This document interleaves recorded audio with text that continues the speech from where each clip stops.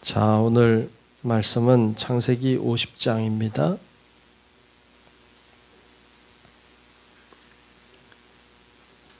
창세기 50장 1절부터 끝절까지 말씀을 보겠습니다.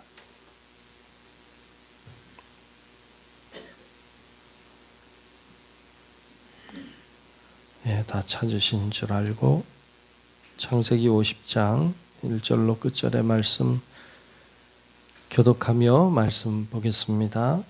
요셉이 그의 아버지 얼굴에 굽으려 울며 입 맞추고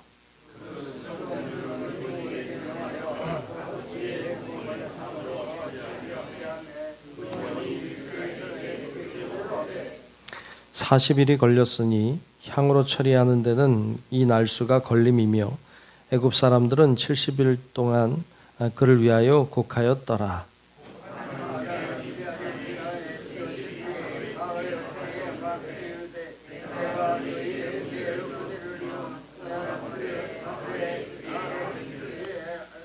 우리 아버지가 나로 맹세하게 하여 이르되 내가 죽거든 가나안 땅에 내가 파놓은 묘실에 나를 장사하라 하였나니 나로 올라가서 아버지를 장사하게 하소서. 내가 다시 오리이다 하라 하였더니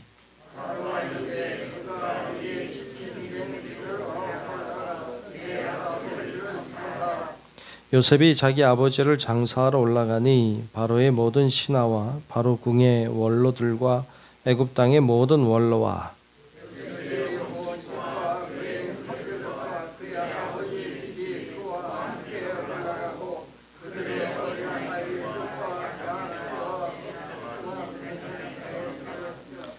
병거와 기병이 요셉을 따라 올라가니 그 떼가 심히 컸더라.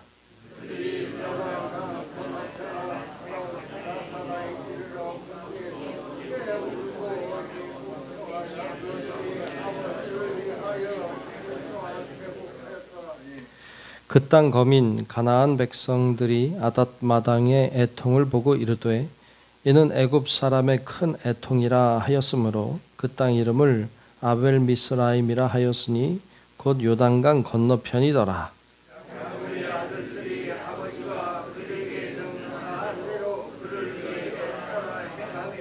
그를 가나안 땅으로 메어다가 마므레 앞 막벨라 밭 굴에 장사하였으니 이는 아브라함이 해쪽 속 에브론에게 밭과 함께 사서 매장지를 삼은 곳이더라.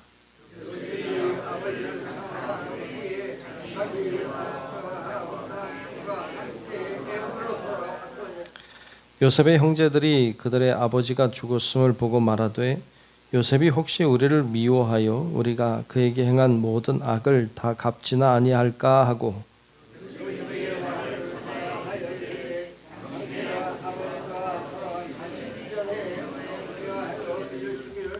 너희는 이같이 요셉에게 이르라. 내 형제들이 내게 악을 행하였을지라도 이제 바라건대 그들의 허물과 죄를 용서하라 하셨나니 당신 아버지의 하나님의 종들인 우리 죄를 이제 용서하소서 하매 요셉이 그들이 그에게 하는 말을 들을 때에 울었더라.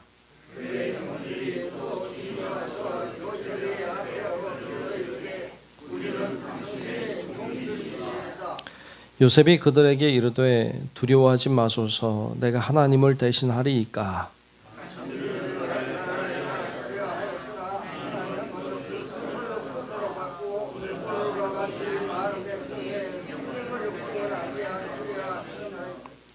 당신들은 두려워하지 마소서. 내가 당신들과 당신들의 자녀를 기르리이다 하고 그들을 간곡한 말로 위로하였더라.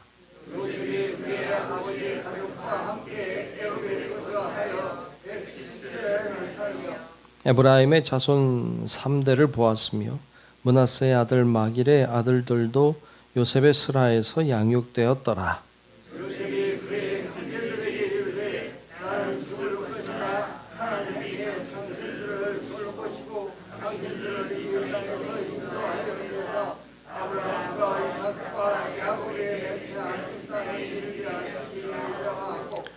요셉이 또 이스라엘 자손에게 맹세시켜 이르기를 하나님이 반드시 당신들을 돌보시리니 당신들은 여기서 내 해골을 메고 올라가겠다 하라 하였더라.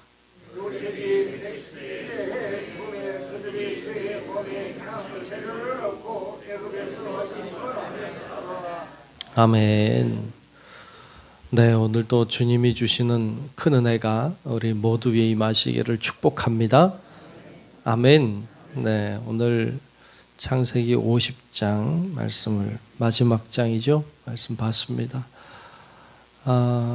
창세기는 하나님이 천지를 창조하신 이야기부터 쭉 요셉의 이야기까지 이어지고 있어요. 요셉이 죽으면서 이제 끝을 맺죠. 자, 오늘 말씀은 요셉의 죽음 이전에 야곱의 죽음을 얘기하고 있어요. 야곱이 죽었어요. 그래서 결국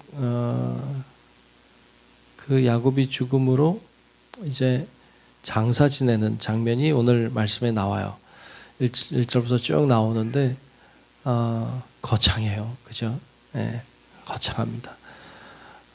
아마도 그 미라를 만드는 것 같아요. 네, 그래서 그런 정도의 시간이 소요되는 것 같고, 또 애국하는 모습이나 이런 것들이 굉장히 거창하게, 그렇죠? 총리의 아버지니까 뭐 거창하게 진행되는 장면도 볼 수 있고, 그런데 이 야곱이 애굽 땅에 묻히지 않고 유언한 대로 가나안 땅에 묻히게 되는 장면도 볼 수 있고요. 나중에 요셉도 이제 유언을 그렇게 하죠. 자기를 메어다가 가나안 땅에 장사해 달라 유언을 하고, 유언한 대로 나중에 이제 출애굽할 때 요셉의 뼈를 가지고 가는 장면도 볼 수 있어요. 그렇게 이제 가나안 땅을 사모하는 하나님의 나라를 상징하죠. 사모하는 모습을 보여주고 있습니다. 여러분, 우리들도 이 세상에 살지만 우리의 소망은 하늘에 있는 줄로 믿습니다. 아멘. 그래서 우리가 이 세상에 살지만 우리가 소망을 두는 것은 하나님의 나라다. 잊으면 안 돼요. 근데 우리가 이 세상 살다 보면 그 사는 것에 집중하죠. 사는 것에 집중하고 어떻게 하면 잘 살까? 어떻게 하면 행복할까? 어떻게 하면 잘 될까? 뭐 우리의 관심과 생각이 오직 거기에만 있어요. 물론 우리가 잘 살아야 되고 우리가 행복하면 좋고 다 좋은데, 그런데도 불구하고 우리가 잊지 말아야 될 것은 우리는 영원히 이 땅에 살 존재가 아니라는 것, 우리의 소망은 하나님의 나라에 있다는 것, 여러분 이거 잊지 말고 기억하고 사는 은혜가 있기를 축복합니다. 그때 인간이 하나님을 발견하게 되고 하나님 의지하게 되는 거예요. 근데 오늘 말씀에 보면 이제 아버지 야곱이 죽고 나서 문제가 생겼어요. 아버지가 죽고 나서 생긴 문제가 형제들이 이제 용서를 받아들이지 못하는 장면을 보죠. 이게 굉장히 슬픈 장면이에요. 그래서 오늘 말씀 자세히 보면 이제 요셉이 형제들로 인하여 우는 장면도 볼 수 있죠. 왜냐하면 형제들이 그렇게 생각했죠. 오늘 말씀에 이제 보면 15절부터 좀 보면 이런 이야기를 하고 있어요. 자, 15절부터 한번 좀 쭉 볼까 해요. 15절부터 보겠습니다. 요셉의 형제들이 그들의 아버지가 죽었음을 보고 말하되 요셉이 혹시 우리를 미워하여 우리가 그에게 행한 모든 악을 다 갚지나 아니할까 하고, 그렇죠? 형제들이 생각한 거죠. 그 전에는 아버지가 살아계시니까 요셉이 복수를 못했는데 아버지가 돌아가셨으니까 이제 형제들인 우리를 죽일 거야. 이제는 우리를 괴롭힐 거야. 복수할 거야. 이렇게 생각한 거죠. 그래서 말합니다. 요셉에게 말해요. 16절에 이어서 보면 요셉에게 말을 전하여 이르되 당신의 아버지가 돌아가시기 전에 명령하여 이르시기를. 이런 명령했을까 안 했을까? 안 했겠지. 아버지가 그런 명령 안 했겠지. 그런데 죽을까 봐 걱정돼서 그냥 하는 얘기죠. 명령하여 이르기를 뭐라고 했는가? 17절에 보면 너희는 이같이 요셉에게 이르라. 내 형들이 내게 악을 행하였을지라도 이제 바라건대 그들의 허물과 죄를 용서하라 하셨나니 당신 아버지의 하나님의 종들인 우리 죄를 이제 용서하소서 하매 요셉이 그에게 하는 말을 들을 때 울었더라 그랬어요. 왜 울었을까요? 형제들이 있지도 않은 말을 하면서 목숨을 구걸하는 것 같으니까, 더 나아가 사실은 용서했지만 용서를 받아들일 줄을 모르니까, 그러니까 슬프죠. 요셉이 울었어요. 그의 진심을 진심을 모르니까, 그렇죠? 진짜 용서했는데, 그렇죠? 요셉은 진짜 용서한 것인데 용서했다고 믿지 않아요. 여러분이 참 슬픈 거예요. 그래서 18절에도 이어서 보면 그의 형들이 또 친히 와서 요셉 앞에 엎드려 이르되 우리는 당신의 종들이니이다. 다 뭐 하는 거예요? 죽을까 봐. 요셉이 우리에게 복수할까 봐 걱정이 되는 거죠. 19절에도 요셉이 그들에게 이르되 두려워하지 마소서, 내가 하나님을 대신하리이까. 당신들은 나를 해하려 하였으나 하나님은 그것을 선으로 바꾸사 오늘과 같이 많은 백성의 생명을 구원하게 하시려 하셨나니 당신들은 두려워하지 마소서, 내가 당신들과 당신들의 자녀를 기르리이다 하고 그들을 간곡한 말로 위로하였더라. 참 슬픈 일이죠. 여러분 우리 주님께서, 예수님께서 십자가의 죽으심으로 우리의 죄를 다 용서하신 줄로 믿습니다. 아멘. 우리의 모든 죄를 다 용서하셨어요, 예수님이. 그런데 많은 사람들이 여전히 죄책감 속에 살아요. 세상 사람은 당신 죄인이라고 말하면 싫어해요. 우리는 다 죄인이라는 사실을 그런데 아는 사람들이에요.